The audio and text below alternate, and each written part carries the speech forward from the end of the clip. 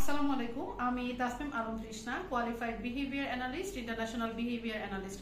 আমরা আজকে preference assessment কিভাবে করতে হয় সেটা নিয়ে একটু কথা বলবো, এবং আমরা আজকে পেয়ার চয়েস বা ফোর্স চয়েস কিভাবে অ্যাসেসমেন্ট করতে হয় সেটা নিয়ে আমরা একটু ডিটেলসে কথা বলবো।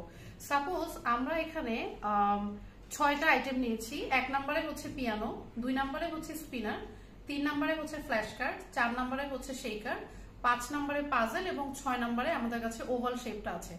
আমরা এখানে বাচ্চাকে সাধারণত দুটো করে আইটেম প্রেজেন্ট করব এবং বাচ্চা একটা করে চয়েস করবে, এবং সেখান থেকে আমরা রেটিং নিয়ে দেখব যে বাচ্চার কোন জিনিসটা সবচেয়ে বেশি পছন্দের, কোনটা মাঝারি পছন্দের, কোনটা কম পছন্দের।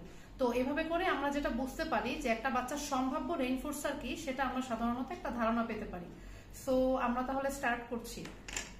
ওকে মা, হাত শান্ত রাখি। কোনটা নেবে? ওকে,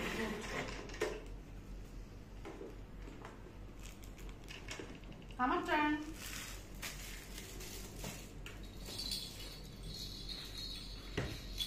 কোনটা নেবে? ওকে, নাইস।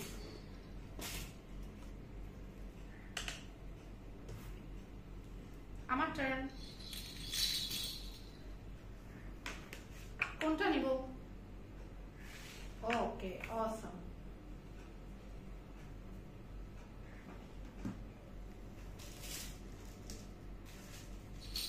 ওকে, আমার টার্ন। Thank you. কোনটা নেব?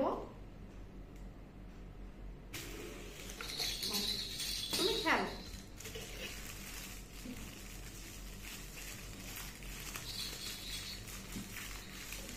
আমার টার্ন।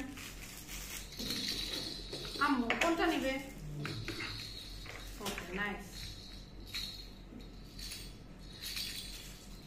ওকে, আমার টার্ন। এখানে আমাদের যে রোল প্লেতে যে বাচ্চাটা ছিল, সে এখানে স্পিনারটা ধরেছে 2 বার, এবং যেটা হচ্ছে এর পরের আইটেমগুলো দেখা যায় যে 5 নাম্বারের যে আইটেম ছিল সেটা হচ্ছে পাজল, সেটা একবার চয়েস করেছে, এবং 6 নাম্বারের যে আইটেমটা ছিল ওভাল, সেটাও একবার চয়েস করেছে, এবং হচ্ছে 2 এবং 4 সব 2 নাম্বারটা আসলে স্পিনারটাই সবচেয়ে হাইয়েস্ট বার সে চয়েস করেছে।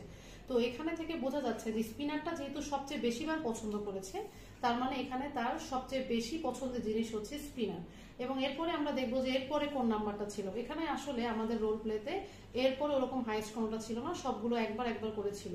তো আমরা এভাবে দেখবো যেই আইটেমটা সবচেয়ে বেশিবার সিলেক্ট করেছে সেটা হচ্ছে তার সবচেয়ে বেশি পছন্দের রেইনফোর্সার হতে পারে, এবং এরপরে মিডিয়াম রেঞ্জের হতে পারে রেইনফোর্সার।